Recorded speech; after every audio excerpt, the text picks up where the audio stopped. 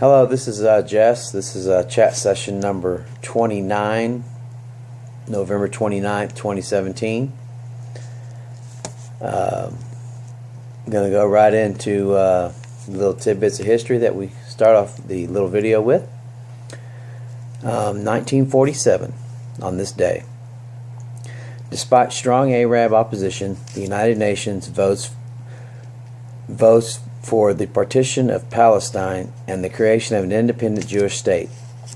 This conflict escalated in a war immediately after Britain withdrew in 1948, where Egypt, Transjordan, Syria, Lebanon, and Iraq invaded. The Israelis were able to drive off the attack and gain territory in the ending of the war. A 1949 UN brokered ceasefire left the State of Israel in permanent control of the newly conquered areas.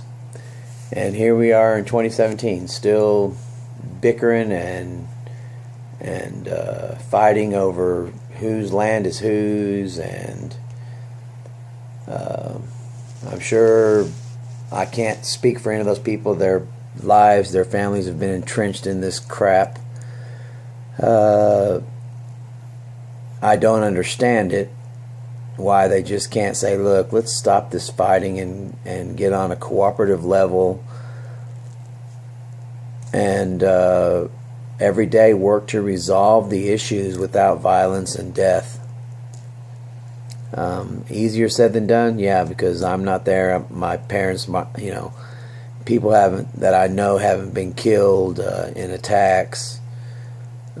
Immediate family, that kind of stuff. So I just speak as an outsider on that, but I think that it's time to take responsibility and end this war and conflict and terrorist attacks and different things. To one side kills somebody and the other one retaliates and kills somebody. It's just it's almost boring. It's just ridiculous when we're supposedly have these intelligent people in power, and they can't just sit down over a cup of coffee and get something started. It's ridiculous. Maybe I should be a diplomat. I don't know. I don't have a lot of patience for backward behavior, and that's what I call this whole thing. I don't know what else to say about it. I'm just going to stop there. It's just, to me, it's solvable. It should be solved, and I'll leave it at that. Going on to the the next tidbit of history, going to 1942. Excuse me while I drink some of this water. I'll be going to sleep right after I upload this video, so no more coffee. I've been, unfortunately, before I go into the tidbit of history, I unfortunately been on the phone with doctors and dentists, and should I do the dental work, if I'm going to do all this other medical stuff, and I'm frustrated. So I didn't record earlier. I've been dealing with that. I finally said, okay, enough's enough. Everything's being directed to Anita, so I can go in there and get some sleep. I have to go to work, this afternoon. So, and it's already 10 o'clock. So, okay, sorry about, excuse me, sorry about that stray away from our little tidbit of history. My throat's been a little dry today. Alright, 1942. Coffee joins the list of items rationed in the United States.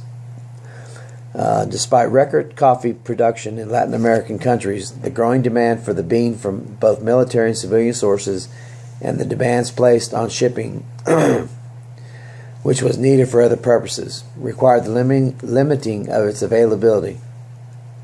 Altogether, about 1/3 of all the food commonly consumed by civilians was rationed at one time or another during World War II. Coffee was released as early as July 1943 from the ration list. Sorry about that.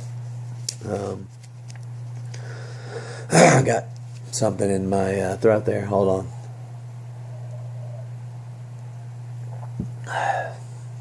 It's because I should be asleep. I'm just a little frustrated with what's been going on.